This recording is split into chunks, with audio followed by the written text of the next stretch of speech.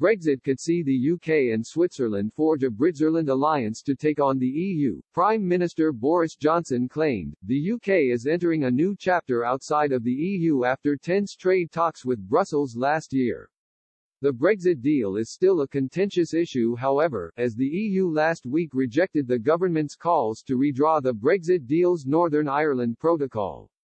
European Commission's Vice President, Marcos Šefčovič, said there have been teething problems over the implementation of the protocol in a letter to Cabinet Minister Michael Gove, but added that it was now our mutually agreed legal obligation. Switzerland is also enduring its own political dispute with Brussels as the two parties negotiate an institutional framework agreement. Negotiations for the partnership began in 2014, but are still to reach a formal conclusion. This process has been marred by fallout over stock markets after the EU chose not to recognize Switzerland's equivalence in 2019. With both countries sharing a Eurosceptic outlook, the UK and Switzerland have the potential to cooperate closely, Mr. Johnson argued in 2012. Then London Mayor, Mr. Johnson said a Britzerland alliance outside the European Union, which would enjoy free trade with the Eurozone, and have a say in negotiating the conditions of this trade arrangement, but which wouldn't have to sign up to any of Brussels' plans for further integration.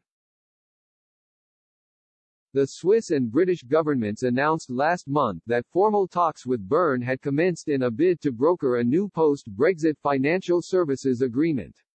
The Treasury said the talks would see the two sides try to deliver a comprehensive mutual recognition agreement that would reduce costs and barriers for UK firms accessing the Swiss market. Chancellor Rishi Sunak also heralded the potential New Deal, saying, "The UK and Switzerland are both global financial centers, with a shared commitment to high standards of regulation, market integrity and investor protection. Our ambition is to deliver one of the most comprehensive agreements of its kind in financial services as part of our plan to seize new opportunities in the global economy now we have left the EU." During Switzerland's tense talks with the EU in 2019, Guy Parmelin, who is now Swiss Prime Minister, said his country would turn to Britain if the EU maintained its dogmatic approach. Switzerland and the EU have a long history of political disputes. In 1992, 24 years before the UK would have a similar vote, Switzerland held a referendum to decide whether the country should join the European Economic Area (EEA). The Swiss government had already started its application process for EU membership that year.